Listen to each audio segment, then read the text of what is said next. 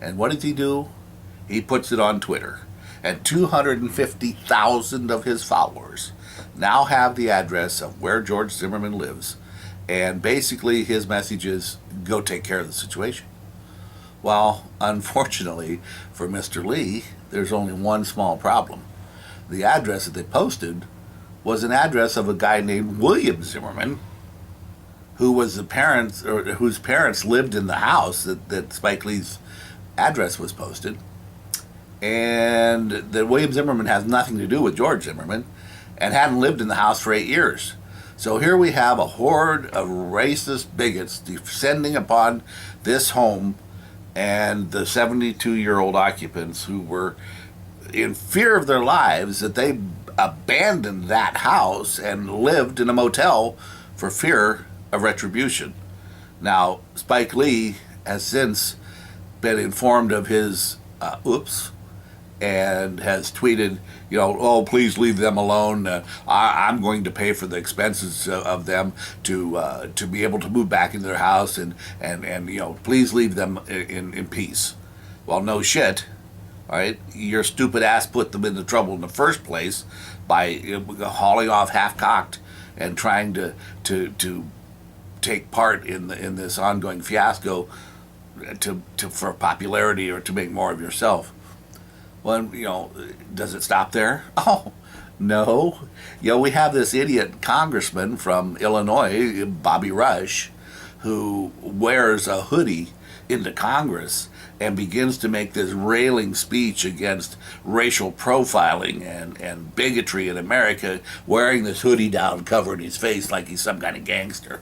All right, well, after numerous attempts to shut him up by the powers that be, since Congress has a rule that you can't wear a hat and you can't cover your face. So eventually they had the bailiffs escort him from the Capitol complex. Does it stop there? No. The parents of Trayvon Martin, who are going to capitalize big time from the death of their son, are on Capitol Hill. And they're there to testify against racial profiling and racial bigotry. This is absolutely mind-boggling to me. What they should have done was put a cap on their son when he's out there gangsterizing and wearing his jeans down around his ankles and being the rapper and the gangster wannabe. Right? That's when they should have stepped in. But no, because of their irresponsibility as parents, we're going to shift the focus and the blame now to white people. That's absolutely amazing to me. And then, does it stop there? Not a chance. Then we have the President of the United States, this solid, upstanding individual who has been shrouded in controversy since the first days of office, comes forth and says that Trayvon Martin could have been his son. Since when does a president of the United States have the right to get involved in a local killing and then blow it out of proportion by making it sound like he is on the side of the people that are preaching racial bigotry? But he wouldn't have any basis for that, would he? Oh no, the Reverend Jeremiah Wright, he never spoke anything bad about white people. No. And Obama went to that church until people found out what this idiot was preaching. And then, of course, Obama, now being the President of the United States, had to disassociate himself with such a radical idiot. So, does it stop there? Not a chance. Now we have people all over the United States, forming marches and rallies in support of this kid, all because of the teachings of this racial bunch of people that are involved in preaching hate and discontent. The problem is we don't have the facts. All we have are pieces around the fact. You have a police video showing him brought into the police station. Well, there's no signs of blood. Well, he's wearing a red jacket. Red and red aren't going to show anything. And it's too far away to see whether or not his nose was broken. And the police officer in the film kept looking at the back of his head where there was claims that that his head had been pounded into the cement. You can't see any of this on the video, but the forces against are using this like it was manna from heaven. There's no damage to him at all, so obviously he's lying. Well, obviously the police must have believed something of his story. And then you have the autopsy report coming out this week that said that there were no damage to Trey Martin's body at all. Nothing in his hands, no damage to his fingers, and that if he had been involved in a scuffle, in an altercation, that there would have been some marks. I believe that to a certain point.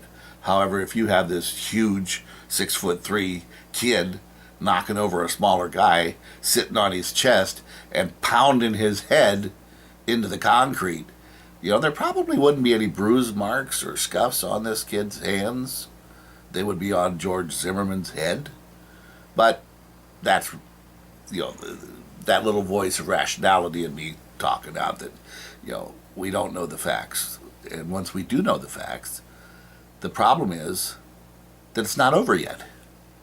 Because even if George Martin is found guilty of shooting this kid and goes to prison, he's history. They're going to take his ass out.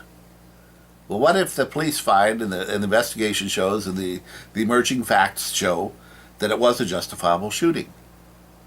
It doesn't matter because of all the racial hatred stirred up by these idiots that I talked about. It doesn't matter. They're going to put a cap on his ass too. So George Zimmerman has been tried in the media, convicted on hearsay and bias and people jumping to conclusions of idiots posting rewards for his body, of other ones saying revenge is coming, of people tweeting addresses and saying go get him, and they're talking about white vigilantism. It just boggles my mind, in this world. So it doesn't matter. Even if justice is served, George Zimmerman is dead. And life is going to go on until there's another tragedy somewhere in America and another black man is found dead. In closing, there's one final comment that I found really enough to think about. And that was this C.L. Bryant, the past chairman of the NAACP, who I think I could be friends with because he seems to have a rational head on his body and, is speaking from the facts. And he said that, the biggest threat to black people is not white men shooting black men. It's black on black violence. The largest majority of the killings of young black men are other young black men. And when the multitudes finally figure this out and will respond to the facts in a given case instead of the emotional knee-jerk response of a biased liberal media and a biased racial terrorist big mouths who are just speaking to keep their faces in the future in front of everybody and to be able to get income and spread more of their filthy lies. It's just bad. But when it all boils down to nothing, we have a 17-year-old kid that's dead. And that's the tragedy, in addition to the tragedy of the bias of the people involved. Crotchety old bastard, I'm history.